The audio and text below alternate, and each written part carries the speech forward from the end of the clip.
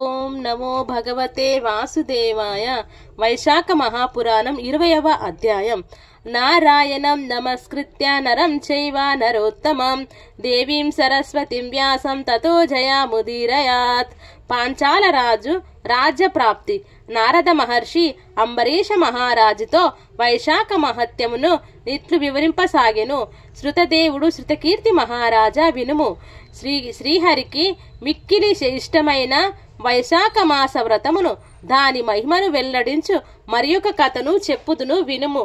పూర్వము పాంచాల దేశమున పురుయాషుడను రాజు కలడు. అతడు పుణ్యశీలుడును మహారాజు పుత్రుడు. అతడు తండ్రి మరణించిన పిదప రాజాయను. అతడు ధార్మికుడు, మహావీరుడు. తన శక్తియుక్తులచే విశాల భూమిని పరిపాలించెను. పూర్వజన్మ దోషము చేతను నతడు కొంతకాలమునకు సంపదలను కోల్పోయెను. వాని యశ్వములు గజములు మున్నగు బలము నశించెను. వాని రాజ్యమున కరువు ఏర్పడెను. ఈ విధముగా వాని రాజ్యము కోశము బలహీనమయములై గజము మృంగిన మిలగ పండు వలె సారా విహీనమాయెను. వాని బలహీనత నెరిగి వాని శత్రులందరూను కలిసి దండెత్తి వచ్చిరి. యుద్ధంలో నోడించి రాజు భార్యగు సుఖీనితో కలిసి పర్వత గుహల్లో దాగుకొని 87 సంవత్సరములు కాలం గడిపెను. ఆ రాజు తనలో నిట్లు విచారించెను. నేను ఉత్తమ వంశమున జన్మించిని, మంచి పనులను చేసి తిని, పెద్దలను గౌరవించి తిని, జ్ఞానవంతుడను, దైవభక్తి ఇంద్రియ జయము కలవాడను. నా వలనే సద్గుణవంతులు. నేనేమి పాపము చేసి తినని నాకిట్టి కష్టములు కలిగినవి. నేనిట్లు అడవిలో ఎంత కాలము ఉండవలయునో కదా అని విచారించి తన గురువగు యూజుడు ఉపయాజకుడను గురువును తలుచుకొనెను. సర్వజ్ఞులగు వారిద్దరూను రాజు స్మరింపగానే వారి వద్దకు వచ్చిరి. రాజు వారిద్దరికి నమస్కరించి యథాశక్తిగాను ఉపచారములను చేసెను. వారిని సుఖాసీనుల గావించి దీనుడై వారి పాదముల పడి నాకిట్టి దుస్థితి ఏలవచ్చెను, నాకు తరుణోపాయము చెప్పుడని వారిని ప్రార్థించెను. వారు రాజును లేవదీసి కూర్చుండబెట్టి రాజు చెప్పిన మాటలను వినిరి. వాని మనోవాంఛమును గ్రహించిరి. క్షణకాలం ధ్యానముగ్నులై ఇట్లనిరి, రాజా, నీ దుఃఖమునకు కారణమును వినుము. నీవు గత 10 జన్మలలో క్రౌర్యము కలిగిన క్రూరుడవు. నీ యందు ధర్మ ప్రవృత్తి కొంచెమైనను లేదు. సద్గుణము లేవియోనూ లేవు. శ్రీహరికి నమస్కరింపలేదు, శ్రీహరిని కీర్తింపలేదు, శ్రీహరి కథలను వినలేదు. గత జన్మమున నీవు సాహ్య పర్వతమున కిరాతుడవై ఉంటివి. అందరినీ బాధించుచు బాటసారులను దోచుకొనుచు నింద్యామగు జీవితమును గడుపుచుంటివి. నీకు గౌడ దేశమునున్న వారికి భయంకరుడై ఉంటివి. ఇట్లు 5 సంవత్సరములు గడిచినవి. బాలురును మృగములను పక్షులను బాటసారులను వధించుటచే నీకు సంతానము లేదు. నీకీ జన్మమందును సంతానం లేకపోవుటకు పూర్వజన్మలో కర్మములే కారణం. నీ భార్య తప్ప నీకెవరును అప్పుడును లేకుండిరి. అందరినీ పీడించుచు చేతను దానమన్నది లేకపోవుట చేతను నీవు దరిద్రుడుగా నుంటివి. అప్పుడు అందరినీ భయపెట్టుటచే నీకిప్పుడు ఈ భయం కలిగెను. ఇతరులను నిర్దయగా పీడించుటచే నిప్పుడు నీ రాజ్యము శత్రువులాధీనమైనది.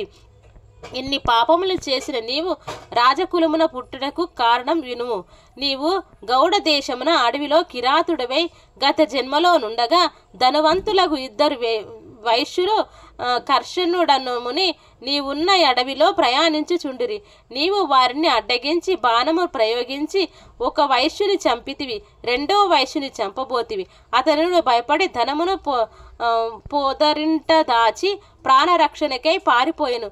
కర్షకుడును మునియు నీవు భయపడి ఆ అడవిలో పరిగెత్తుచు ఎండకు దప్పికకు అలసి మూర్చెల్లెను. నీవును కర్షుని సమీపించి వాని మొగముపై నీటిని జల్లి ఆకులతో విసిరి వానికి సేవ చేసి వాన్ని సేద తీర్చివి.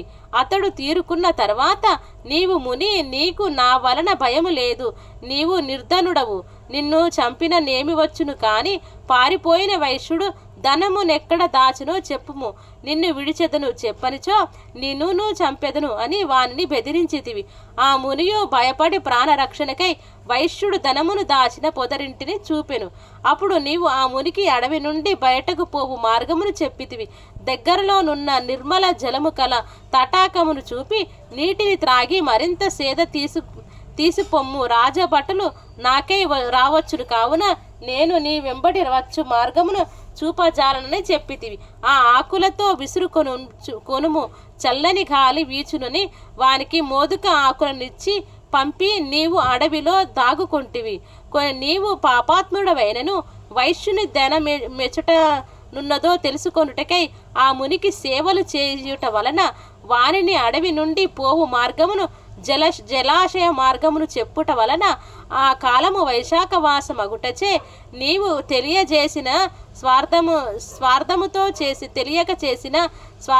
చేసినను మునికి చేసిన సేవ ఫలించినది. ఆ పుణ్యం వలన నీవిప్పుడు రాజు వంశమున జన్మించితివి. నీవు నీ రాజ్యమును పూర్వము సంపదలను వైభవమును కావాలనను అనుకున్నచో వైశాఖ వ్రతమును చేము. ఇది వైశాఖ మాసం. నీవు వైశాఖ శుద్ధ తదియ యందు ఒకసారి ఈనిన ఆవును దూడతో పాటు దానమిచ్చినచో నీ కష్టములు తీరును, గొడుగునిచ్చిన నీకు రాజ్యం చేకూరును. ప్రాతకాల స్నానం చేసి అన్ని ప్రాణులకు అందరికీ సుఖమును కలిగింపుము. నీవు భక్తి శ్రద్ధలతో వైశాఖ వ్రతం ఆచరించి శ్రీహరిని అర్చించి శ్రీహరి కథలను విని యథాశక్తి దానములు చేయుము.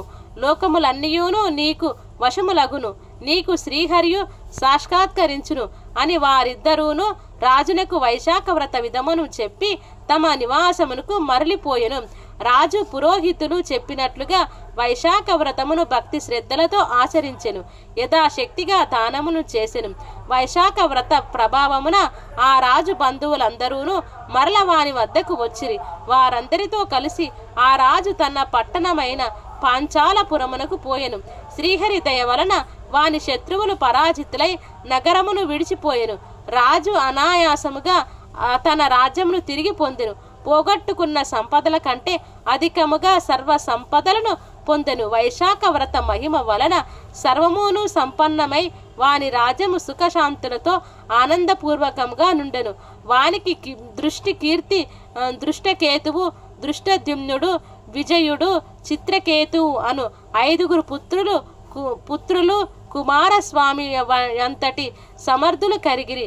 ప్రజలందరూను వైశాఖ మాస వ్రత మహిమ వలన రాజును రక్షకులై ఉండిరి. రాజ్య వైభవమును సంతానము కలిగినను భక్తి శ్రద్ధలతో వైశాఖ వ్రతమును ఆచరించి యథాశక్తి దాన ధర్మమును చేయుచుండెను. ఆ రాజునకు గల నిశ్చల భక్తికి సంతసించిన శ్రీహరి వానికి వైశాఖ శుద్ధ తృతీయ అక్షయ తృతీయ నాడు ఆ రాజునకు ప్రత్యక్షమాయను. చతుర్బాహువుల యందు శంఖ చక్ర గదా ఖడ్గమును ధరించి పీతాంబరధారి అయి వనమాల విభూషితుడై లక్ష్మీదేవితో గరుడాదిపాది పరివారములతో ప్రత్యక్షమైన పరమాత్మయగు అచ్యుతుని చూసి ఆ రాజు శ్రీహరిని చూడలేక కనులు మూసుకొని భక్తితో శ్రీహరిని ధ్యానించును. కన్నులు తెరిచి ఆనందపరవశుడై గగుర్పొడిచిన శరీరంతో దగ్ధ స్వరముతో శ్రీహరిని చూచుచు ప్రభు భక్తితో ఆనందపరవశుడై శ్రీహరినిట్లు స్తుతించెను అని శృతదేవుడు శృతకీర్తికి చెప్పిన నారద మహర్షి అంబరీషునితో పలికెను. వైశాఖ మహాపురాణం 20వ అధ్యాయం సంపూర్ణం.